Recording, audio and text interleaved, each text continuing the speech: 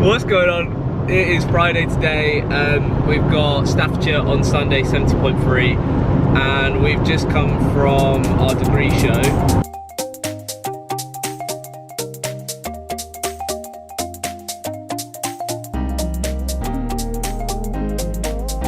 Why am I holding my bagel like this? I just feel like you just get ready to tell people about like... I'm going to enjoy a nice bagel. Like, yeah, so so as you saw, Harry has got a bagel, so he is carb loading at the moment.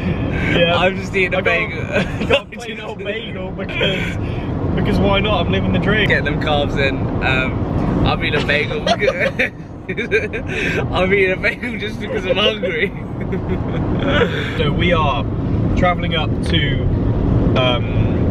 my house back in Wiltshire, where we're going to stay the night tonight, just so it's a bit closer to Staffordshire tomorrow. We're going to leave early tomorrow morning. So we're going to get the car loaded tonight, yeah, and everything. For like registration and stuff. And for those of you that don't know about Staffordshire, annoyingly, it's a split transition just to make life so much harder for everyone. Bagel still going down. You come out of the swim, you get onto your bike like normal, you bike, you do the bike course, but you don't come back to where you had the swim exit and do the run.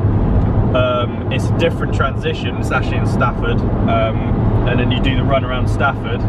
But it makes life difficult for setting it up on the Saturday because we've got to go up and register and then put my trainers in the second transition and then drive down to the first transition to wrap my bike.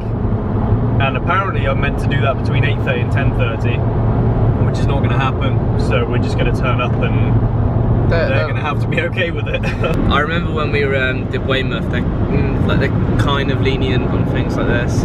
Yeah, Luke mentioned they weren't too bad. To be honest, like, we're just going to do as much as we can. We're going to get there as early as possible, but we're not going to be able to rack the bike at the time they want us to. But we'll also need to figure out like how we're going to record everything for the race, because there will be like a video coming from that eventually.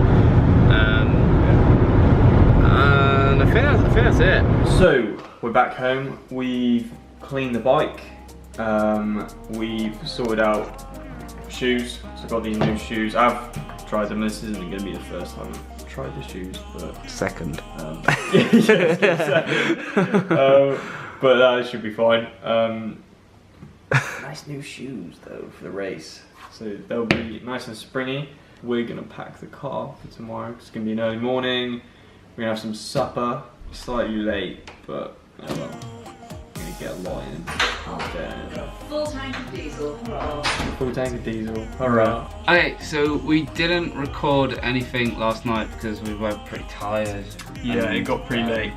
Yeah, so Harry did have like a big food with white rice and chicken and yeah, a lot of rice, chicken and veg, some like mango chicken-y thing. Yeah, it was really nice actually. Yeah. Today we haven't really recorded anything because we just had like we have had it's been the holiday from hell. No, honestly, like it was bad. Like proper Dizaro, like everything that could have gone wrong didn't go wrong. Yeah. And it's not what you want before a race. You really want to be chilled and everything to be smooth. Yeah. And it just was not. So at like 5 o'clock this morning when we woke up, put the bike in the car. Yeah. Like the handle turned a bit too far. Yeah. It was like, oh, what's happened there? And then, and I mean the cables are already quite tight in the bike. So when you turn the bars, sometimes the cables can pop out of the junction box.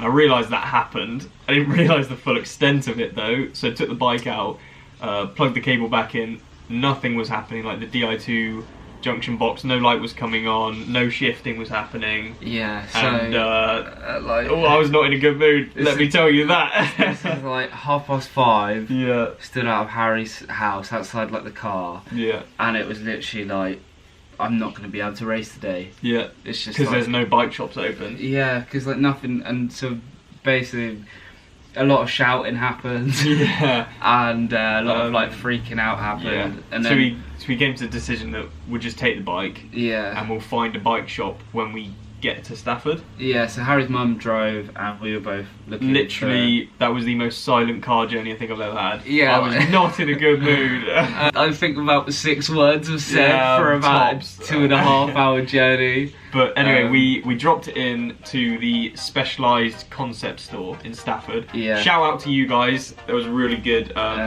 Ginger Pete. Ginger Pete helped us out in Yeah. in the Specialised store. Really good customer service there, so we'd recommend it. But he was really calm, so we dropped it with him. We still went to register even though that we like didn't even know we could race yet. I'd like to apologise that it hasn't been like a vloggy day because the morale just was not high. Yeah. Like, yeah, we intended to vlog quite a lot, but after that we just kind of like weren't in the mood. Yeah. So yeah, I've got to apologise for that. But these things come to test us, I guess. Yeah, and definitely, and then I just from like everything, and then obviously dropped off the shoes.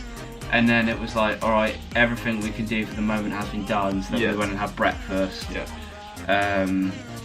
And then as we'd finished breakfast, we got a call that the bike was going to work. So it was like, oh, brilliant. The So that bike's was gonna... we were good. Like, Yeah. I was happy. Then it was like, oh, we've missed our slot to like drop the bike off. Yeah. So we still had to go, and we had to. Because obviously it's a split way. We've explained the split transition, haven't we? Yeah, we kind of explained it yesterday. But so yeah, we had to go to T1. Yeah. So drop the bike off. So we had to travel that, have to put it in the car again, travel to T1, drop the bike off. The bike is in position now, so that's all good. Yeah, I've got it's the all helmet good. in the bag, in transition. Everything's in place. So. And you got gels as well. So yeah. So the gels that I'll be using are these Stealth gels. Is that going I don't know if that's focus. There you go. Yeah. Okay, cool. These Stealth gels. They've actually worked pretty well in training. So and they taste pretty damn pang. So these are the natural ones. Yeah, these are the natural ones. The only thing is with these two, or these gels, is that they're a little bit bigger than the High Five ones. So I can only fit 2 of them in my nutrition box on the top of the Giant. So what I'm going to do is have 2 in my transition bag. Yeah. And what I do is when I'm running to my bike, I'm just going to put 2 in my back pocket and then have 2 on my bike. So I have 4 gels overall in the race, and that will do me nicely. From there we went and got more food. Yeah. Was that lunch? Yeah, we went and got lunch, and then from lunch we went and we did the bike course recce in the car. And that went wrong. Yeah, that went wrong as well. There was a bit more shouting there. Yeah.